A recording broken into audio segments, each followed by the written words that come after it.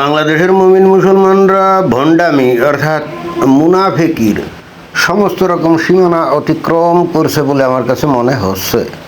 কেন কথাটা বললাম, এখানে এই যে একজন মুমিন বান্দা দেখেন যে তার কিন্তু সুন্নতি দাঁড়িয়ে আছে, কিন্তু দেখেন সে কান্নাকাটি করে আল্লাহর কাছে কি দোয়া খায়ের করে বা আল্লাহর কাছে কি সে চাচ্ছে। দেখেন তার কথাবার্তা শুনলে যে কোনো মুমিন মুসলমান, বিশেষ করে বাংলাদেশের হুজুরদের মানে কি চক্ষু চড়ক গাছ হয়ে যাবে। তারা চিন্তা করবে লোকটা কি পাগল হয়ে গেছে না উন্মাদ হয়ে গেছে। তো ঠিক আছে, আমরা শুনি, দেখেন কি অবস্থা।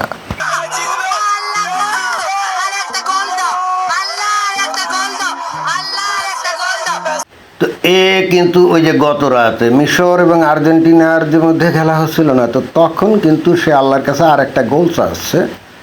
প্রশ্ন হলো যে সে কোন দলের পক্ষে গোল চাচ্ছে, মিশর নাকি আর্জেন্টিনা? অনেকেই ধরে নিতে পারে মিশর যেহেতু মমিন মুসলমানের দেশ, আর বাংলাদেশের এলো কত মমিন মুসলমান, তৌহিদি জনতার অংশ, তাহলে অবশ্যই মিশরের পক্ষেই মনে হয় এই গোলটা সে আল্লাহর কাছে কামনা করছে, তাই না? কিন্তু না, সে বস্তুত উল্টোটা করছে। আর্জেন্টিনার পক্ষে সে আল্লাহর কাছে দোয়া খায়ের করছে আর্জেন্টিনার জন্য আর একটা গোল দেয়। কখন? ওই যে কত 80 মিনিট পর্যন্ত তো আর্জেন্টিনা 2-0 গোলে পিছিয়ে ছিল, তাই না? তো হঠাৎ করে 80তম মিনিটে আর্জেন্টিনা একটা গোল দিল না। তো যেহেতু একটা গোল দিল, তাহলে সে আর একটা গোল আল্লাহর কাছে সে দোয়া খায়ের করে কামনা করছে এই কারণে যে আর একটা গোল দিলে তাহলে সমতা হয়ে যাবে। তাহলে অতঃপর যদি অতিরিক্ত যে 30 মিনিট খেলা হয়, তখন হয়তো আর্জেন্টিনা একটা গোল বা একটা গোল হয়তো দিয়ে তখন হয়তো পরাজিত করে দিবে। বস্তুত সে আর্জেন্টিনার পক্ষেই কিন্তু আল্লাহর কাছে এই কর্মকাণ্ডটা করছে, এবং খালি যে মুখ দিয়ে বলছে তা কিন্তু না, একেবারে কোরআন থেকে দেখেন সে আয়াত আউড়িয়ে সে কিন্তু আল্লাহর কাছে কান্নাকাটি করছে। দেখেন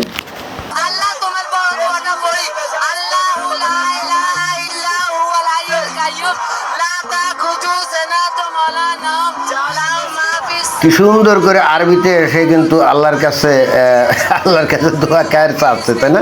আর যত আল্লাহর সাহায্য চাচ্ছে আর্জেন্টিনা যেন আর একটা গোল দেয়।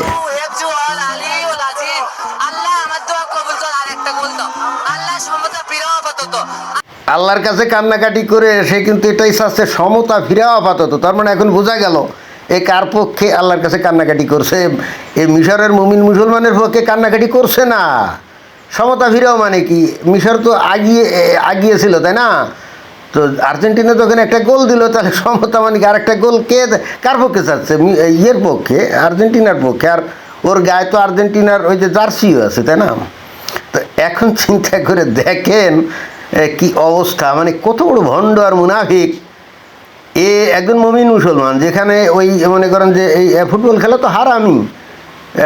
আব্দুর রাজ্জাক বিন ইউসুফ বলছে না যে ফুটবল ক্রিকেট এগুলো খেলা দেখা তো দূরের কথা, এই সমস্ত খেলার কথা যেখানে হয় সেখানে বসে থাকাটাও হারাম।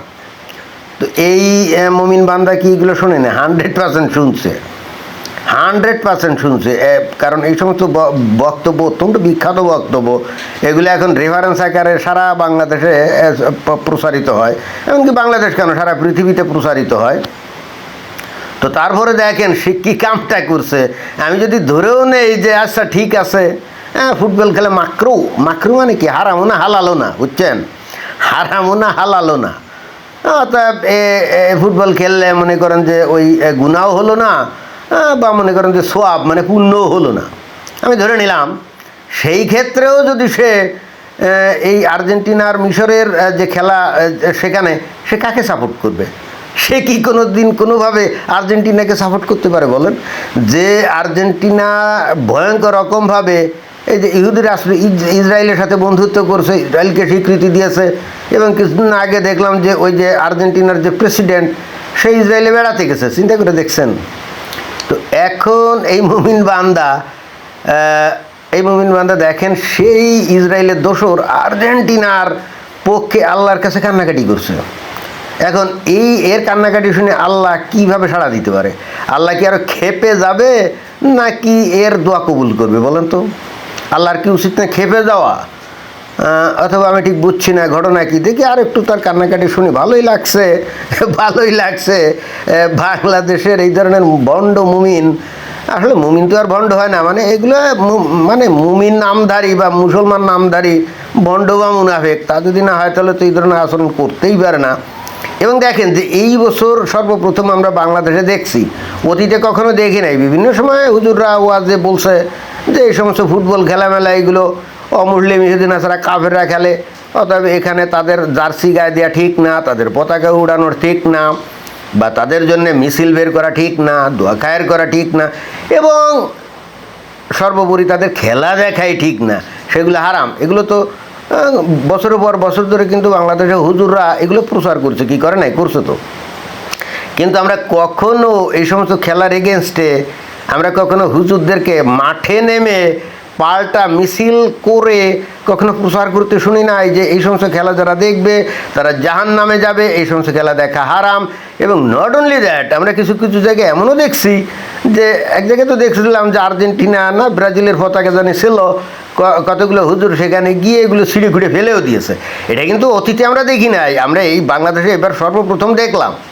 তো পরিস্থিতি যখন এরকম, তার মধ্যে এই লোকটার এত বড় দুঃসাহস হয় কি করে, এত বড় দুঃসাহস হয় কি করে, সে বাংলার জমিনে বসে যেখানে ইমাম আকিদা যুক্ত তৌহিদি জনতা মুমিন মুসলমান বসবাস করে, যারা বাংলাদেশেও চিরাত ইসলামী শাসন বা ইসলামী খেলাফত প্রতিষ্ঠার জন্যে যারা আল্লাহর কাছে কান্নাকাটি করে এবং বাস্তবে তারা সংগ্রামও করছে, সেখানে সেই দেশে সে এই ইহুদি নাসারা কাফেরদের দোসর আর্জেন্টিনার জন্য এসে আল্লাহর কাছে দোয়া খায়ের করে। চিন্তা করে দেখেন, মানে এর কিন্তু কলিজাতে ভয় নাই, এর কিন্তু কলিজাতে ভয় নাই, কান্নাকাটি করেছে দেখছেন, তাও আবার আল্লাহর কালাম পাঠ করে আল্লাহর কাছে সে দোয়া খায়ের করছে।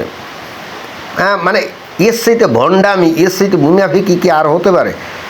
তার নাম হয়তো সে মুসলমান, সে নামে হয়তো জন্মগতভাবে হয়তো মুসলিম ঘরে জন্ম নিয়েছে, কিন্তু সে যে পাক্কা মুনাফিক এতে তো কোনো সন্দেহ নাই নাকি।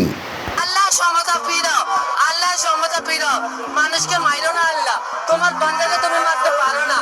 কত বড় মুনাফিক দেখেন, সে বলতে চাচ্ছে যে আর্জেন্টিনা যদি হেরে যায় তাহলে এমনকি এমনও হতে পারে সে জীবন তার ত্যাগ হয়ে যেতে পারে, মানে সে মারা যেতে পারে হার্ট ফেল করে, তাই না?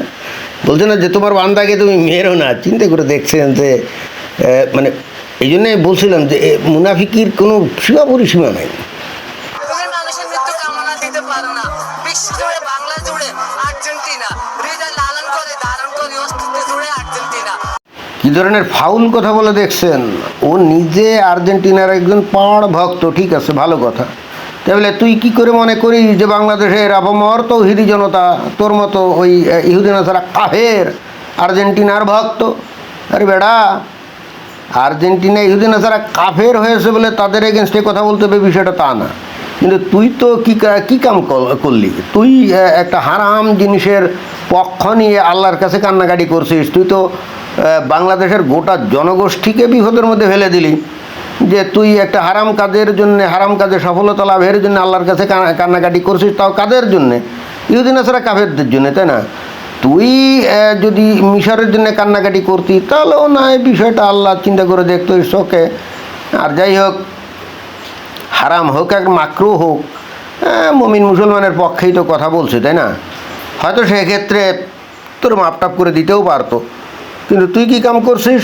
তুই ইহুদি নাসারা কাফেরদের পক্ষে, তাও একটা হারাম কাজে সফলতার জন্যে তুই কান্নাকাটি করছিস। আর তুই বলছিস যে গোটা বাংলাদেশের মানুষ নাকি এই আর্জেন্টিনার ভক্ত। কি উল্টাপাল্টা কথা কস? বাংলাদেশে তৌহিদি জনতা এখন এই সমস্ত আর্জেন্টিনা, ব্রাজিল, জার্মানি, ফ্রান্স এদেরকে পছন্দ করে না এবং এদের খেলা দেখেও না। যদি দেখতো তাহলে এরা কি ওই মিছিল বের করতো যে এই সমস্ত খেলা দেখা হারাম? তো যাই হোক, এই হলো বাংলাদেশের মানে মুমিন মুসলমানদের মনের অবস্থা। যদিও এখানে ব্যাপকভাবে মানুষ ইসলামী শাসন চায়, but at the same time সমস্ত রকম ওই যে হারাম কাজও তারা করতে চায়। বাংলাদেশের মানুষের মূল সমস্যা হলো এরকম যে এরা 100% পিওর ইসলাম কোনোভাবেই তারা মানতে চায় না। তারা মনে করেন 10% ইসলাম মানতে চায়, আর বাকি 90%ই তারা হারাম কাজ করে, অর্থাৎ ইহুদি নাসারা কাফেররা যা করে সেগুলো করে আনন্দ বিনোদন করতে চায়। কি অদ্ভুত এই জাতি বাংলাদেশের এই মানুষগুলো, তাই না? তো এরাই কিন্তু আবার বাংলাদেশে ইসলামী শাসন চায়। তবে বিস্ময়ের কথা হলো, মানে উপসংহার যেটা, আল্লাহ কিন্তু অবশেষে দেখলাম যে এই মুনাফেকদের দলে কিভাবে? কারণ ফাইনালি এর ডাকাডাকিতে কান্নাকাটিতেই মনে হয় যে আল্লাহ অবশেষে চিন্তা করছে ইটস ওকে, ঠিক আছে, তাহলে মিশর হেরে যাক, মানে মুমিন মুসলমান হেরে যাক, ইহুদি নাজারা কাফের, আর্জেন্টিনা জিতে যাক, কি ঘটনা তাই ঘটছে না? তাহলে এর দ্বারা কী প্রমাণিত হলো? আল্লাহ কি তাহলে মুমিন মুসলমানদেরকে ত্যাগ করে এখন কি ওই ইহুদি নাজারা কাফের মুনাফিকদের পক্ষে চলে গেল? এটাই হলো আমার প্রশ্ন এবং আমার কৌতূহল জানার। ধন্যবাদ।